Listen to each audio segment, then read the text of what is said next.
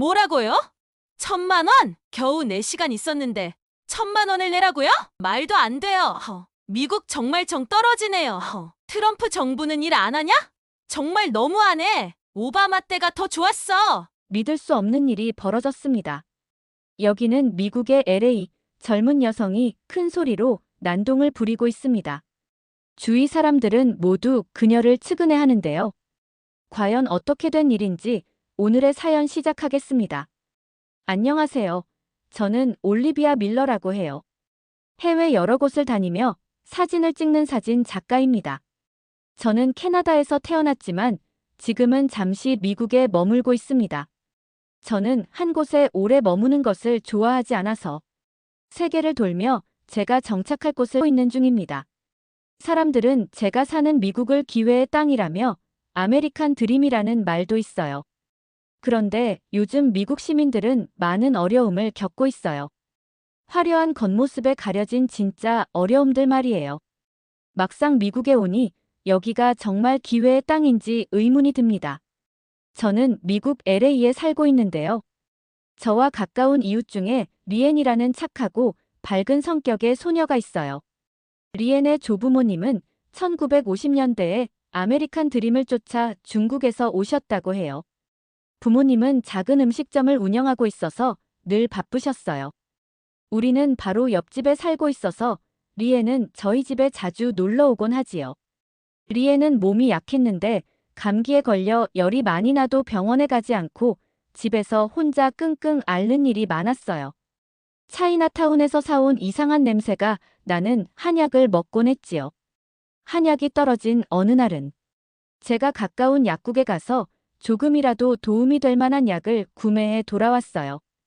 약국 직원분께서는 친절하게도 제 상황을 들어주시고 약 사용법에 대해 자세히 설명해 주셨어요.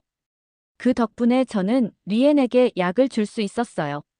물론 이것이 완벽한 치료는 아니었지만 잠시나마 증상을 완화시키는데 도움이 되었어요. 그날 밤 저는 부모님이 오실 때까지 리엔 곁에서 계속해서 지켜주었어요. 리엔은 병원에 갈 수 없어서 너무 속상해요. 눈물을 글썽였고 저도 마음이 아팠습니다.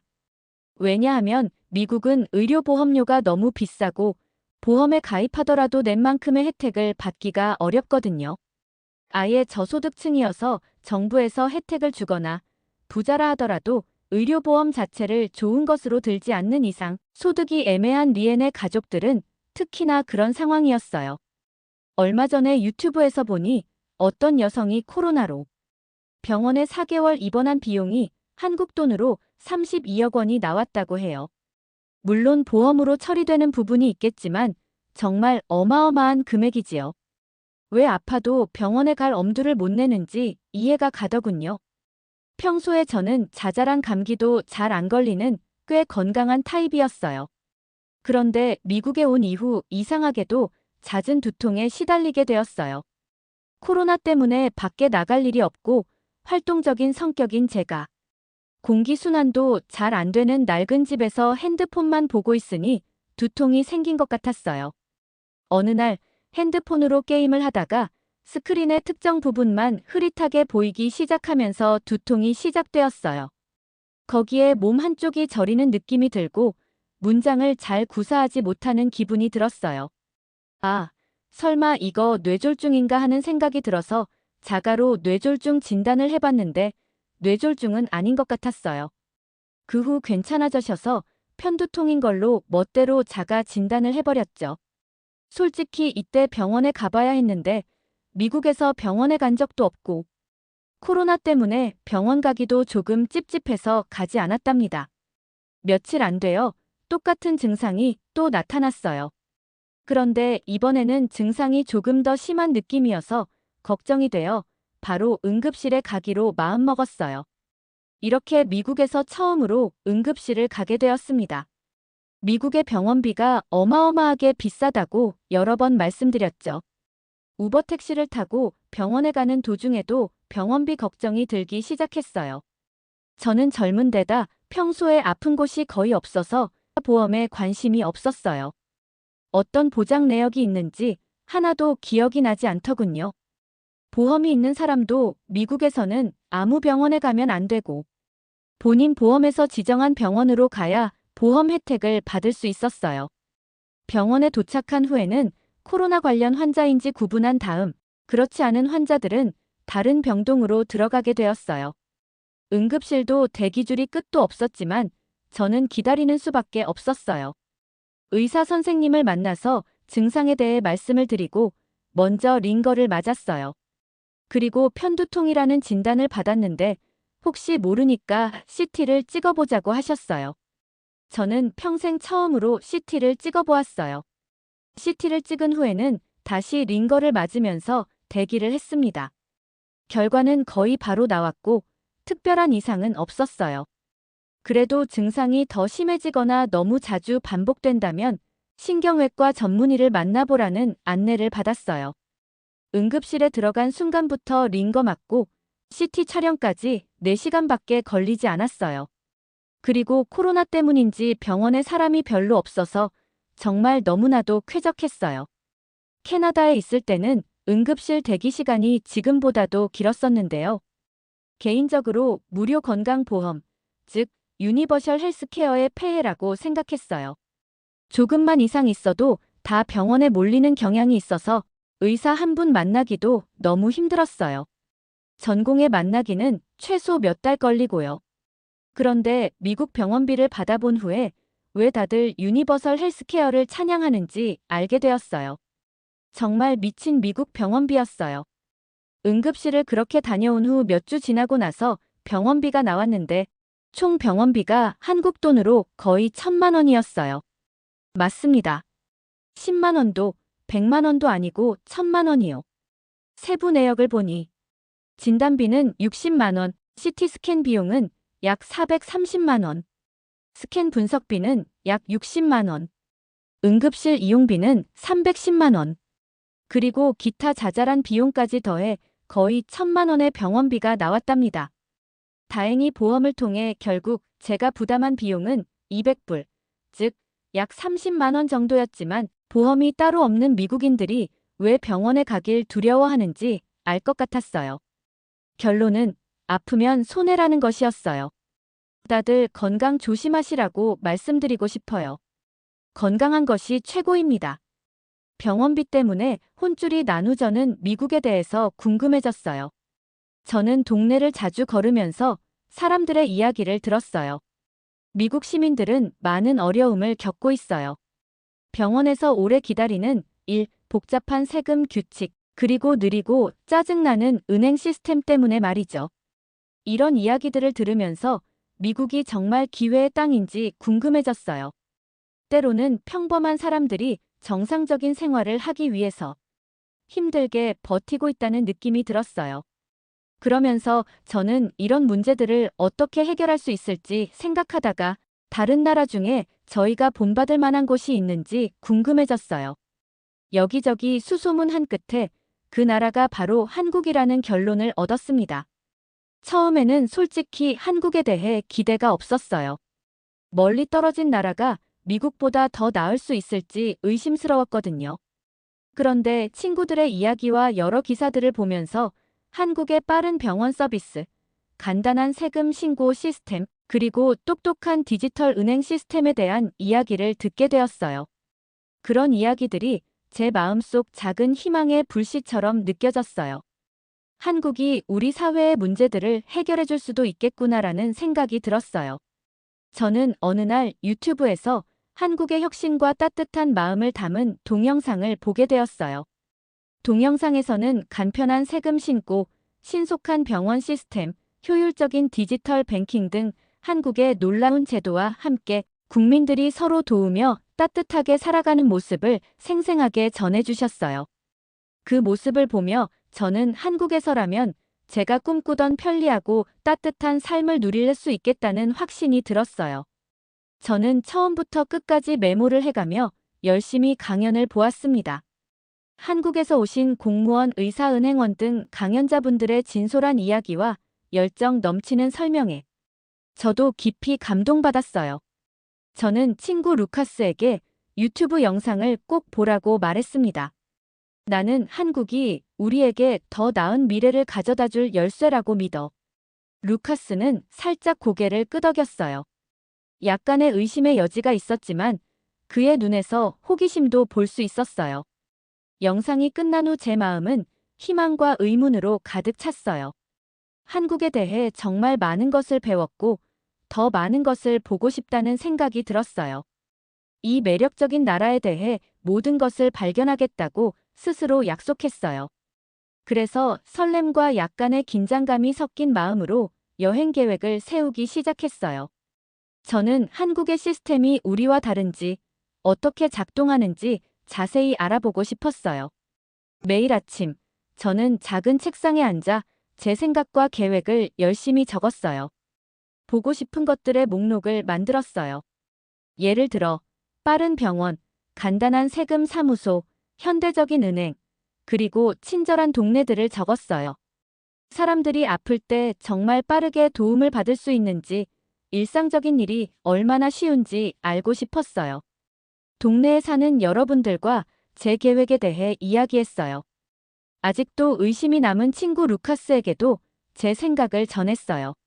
루카스, 우리가 직접 한국을 보면 리엔과 같이 힘들어하시는 분들에게 도움이 될 많은 것을 배울 수 있을 거야. 루카스는 제 말을 귀에 깊게 들어주며 천천히 고개를 끄덕였어요. 또한 저는 옆집 소녀 리엔에게도 이야기했어요. 리엔은 비싼 의료비 때문에 어려움을 겪은 적이 많아요. 리엔의 목소리에는 희망이 가득했어요. 올리비아, 정말 용감한 일을 하고 계시네요. 제발 우리에게 더 나은 방법을 찾아주세요. 라고 따뜻하게 말해주었죠.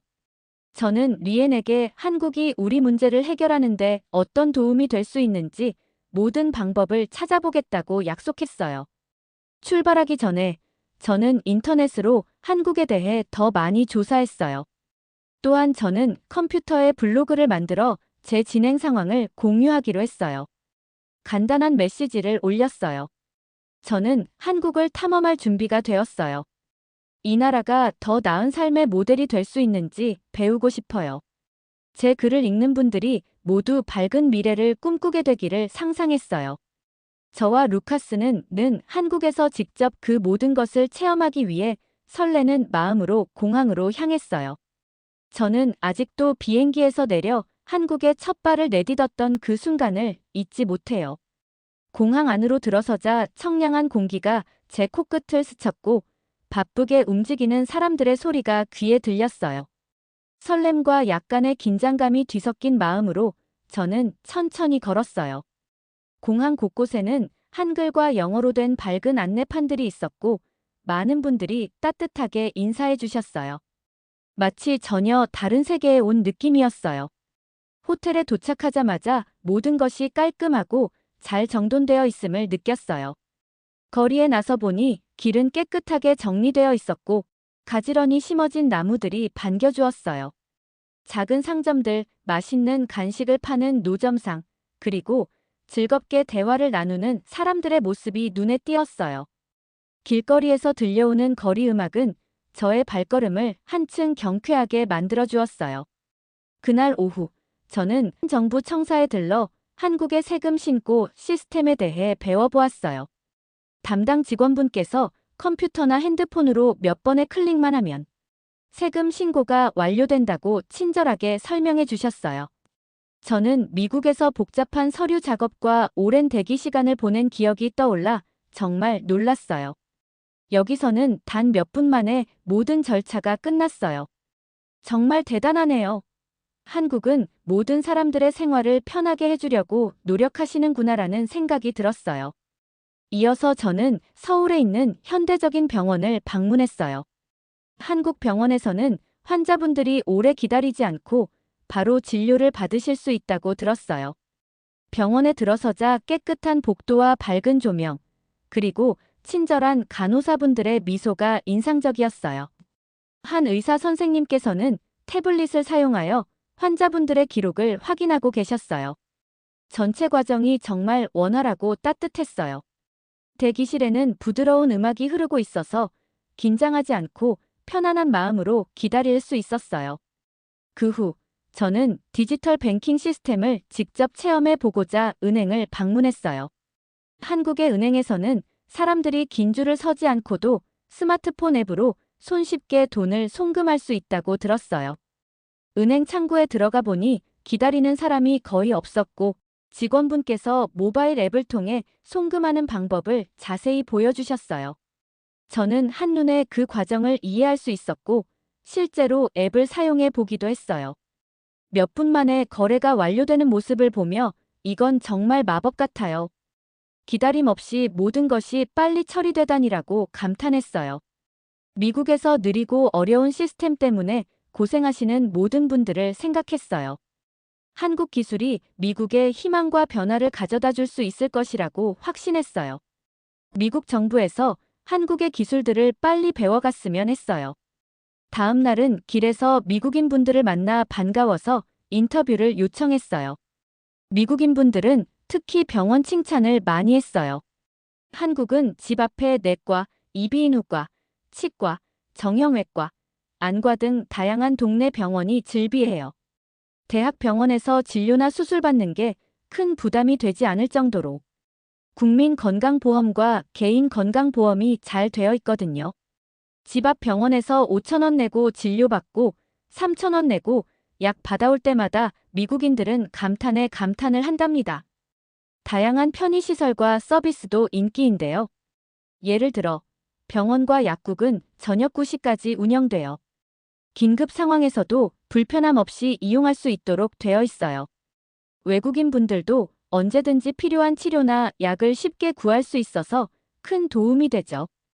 편의점에서도 일반 의약품을 판매하고 있어서 갑작스러운 불편함이나 가벼운 증상에 대해서도 빠르게 대처할 수 있답니다.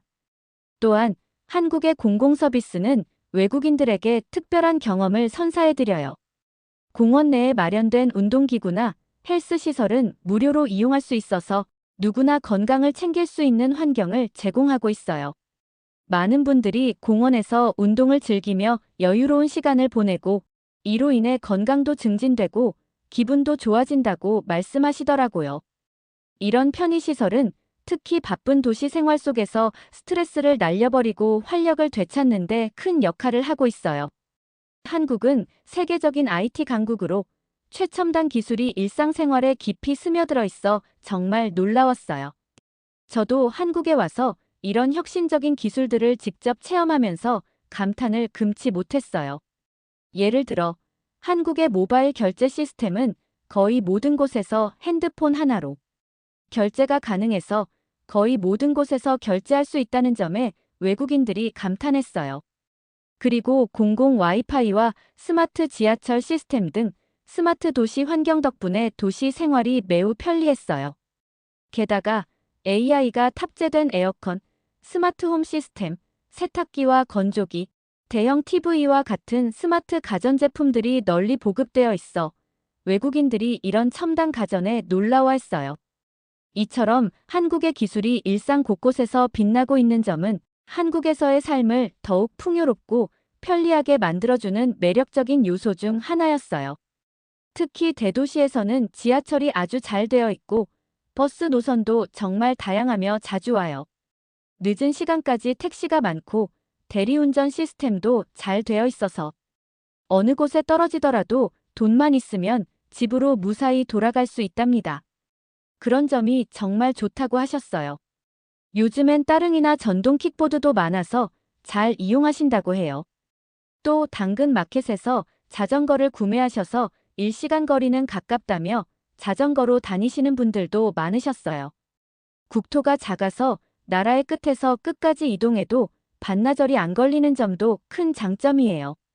반면 미국인들의 가족은 멀리 떨어져 살아서 이동하는데 시간도 엄청 걸리고 비용도 많이 든다고 해요. 한국에서는 부산까지 차 타고 가도 반나절이면 도착할 수 있어서 그 점이 참 좋다고 하시더라고요. 그런데 다들 마지막에는 미국으로 돌아가고 싶지 않다고 하셨어요.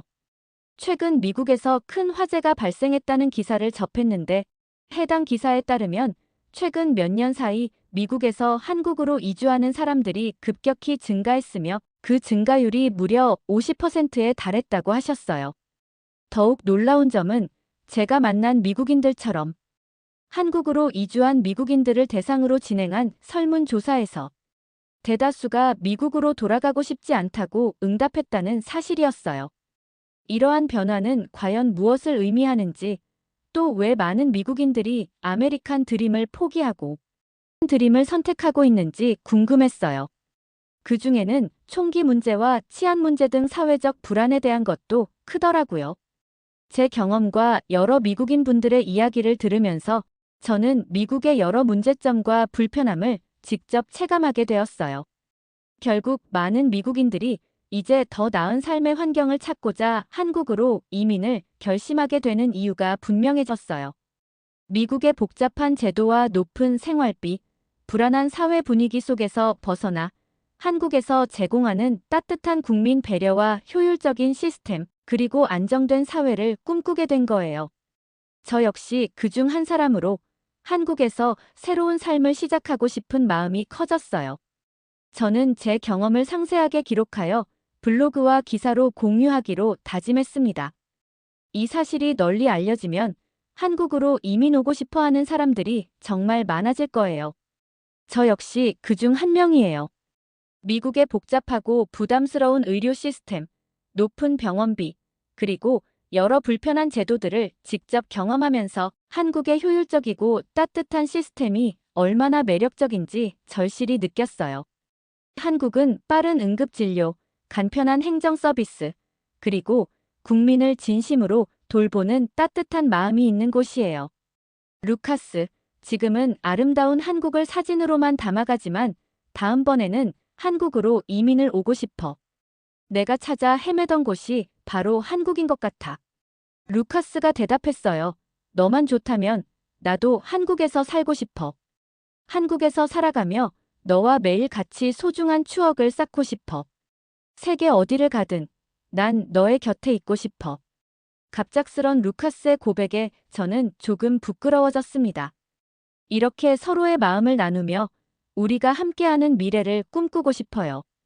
이젠 한국인이 미국으로 가는 아메리칸 드림이 아니라 코리안 드림으로 바뀌는 엄청난 바람이 불고 있는데요.